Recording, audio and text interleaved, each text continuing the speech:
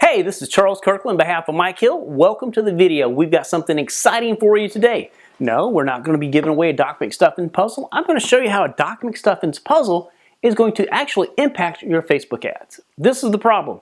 Would you start a puzzle by just grabbing a random piece here out the middle and just saying, hey, I'm going to make all my other pieces fit around it regardless of what? Well, that'd be dumb because it really wouldn't work.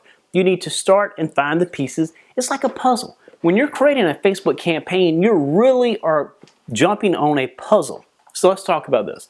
The puzzle is, who is the perfect buyer? What is their age group? What do they like? You need to figure all that out. So let's talk about this. Most people, when they're going after the targets, they just let Facebook help them out. So Facebook says, you like Ryan Dice? Yeah. Oh, here's Frank Kern, Ed Dale, and then it gives you a slew of other people. The problem is, if you choose all those people, which most people do, you have a supply and demand issue, right? Because everybody goes after the small group of targets, which means supply becomes scarce, cost per click goes up, Facebook makes more money. How nice of them to suggest these for you. They're just so nice. The reality is that raises your cost per click. You might want to start looking at going at more targets that are smaller until you figure out who this perfect buyer is. Then you can expand and go really broad.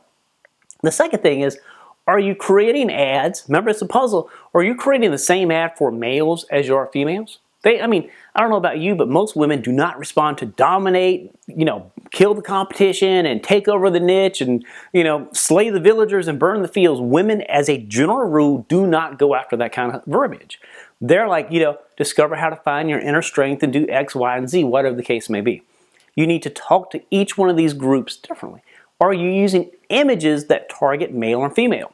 I saw somebody had a big old picture of a shark coming out the screen, and guys look at that like, ooh, look at that shark. And women like, oh my gosh, she's going to eat somebody's kid or person's going to get eaten. That's horrible.